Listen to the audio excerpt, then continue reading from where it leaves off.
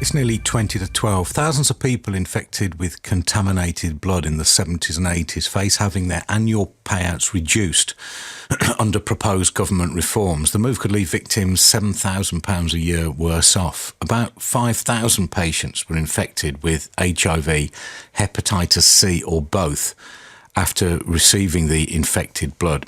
Joseph Peaty is a co-chair of the campaign group Tainted Blood. It's an appalling story, Joseph, this, which I must confess I kind of forgotten about, and it's good to be reminded of it. Just tell us your story.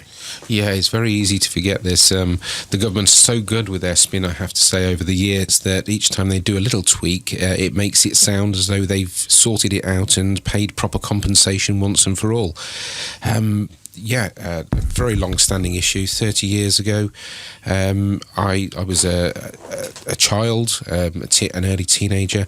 I had a haemophilia. I'd got a very severe condition with an antibody against the treatment that I needed, so my body would fight it off. This meant that I hadn't had much treatment all of my life. Then in the early 80s, I was exposed to a large amount of treatment to try and get rid of this antibody and to treat my bleeding condition. So I was given lots of the the clotting protein factor 8. And of course it was sourced from America, where they in turn sourced the blood that made it from Skid Row donors, drug addicts, prostitutes and prisons. And this carried a very high risk of infections from hepatitis C, HIV, hepatitis B and so on. As a result, I was infected with pretty much the lot. Hepatitis A, B, C and HIV, and then just for good measure a few years later variant CJD I was exposed to as well. Oh dear God, so you got your money's worth, so to speak. You really did get the full house, didn't you? I mean, so what kind of compensation did that entitle you to? The government have never paid compensation as such. They've paid some miserly small support payments over the years. They've introduced them bit by bit, kind of piecemeal, a bit here, a bit there, and a lot of the time these payments have been charitable over the years, so you effectively had to go with a begging bowl to prove your need, be means tested, and then they might pay you some small morsels.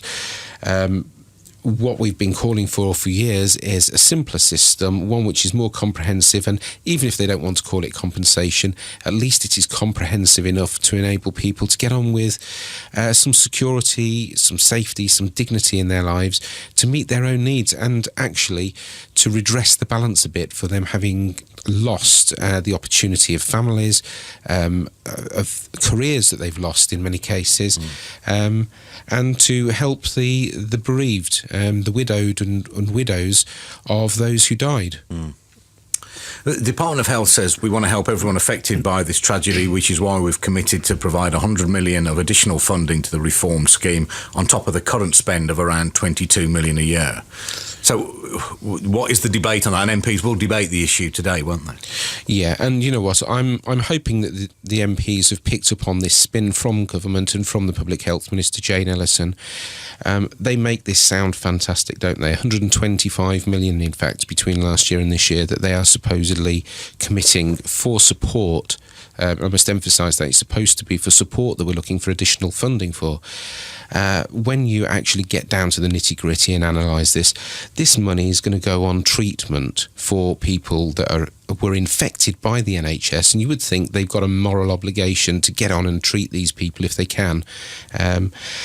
So £100 million likely to go on the treatment, and the government, in their own words, betray this fact in their own consultation, which is underway at the moment, where they say that they expect, after the reforms, for the budget for these schemes to be much the same as it is at present. There's no new money in this. This is just government spin. Okay, well, Joseph, best of luck to you. Thanks very much for talking to us. Thanks ever so much. Joseph Peaty from the campaign group Tainted Blood.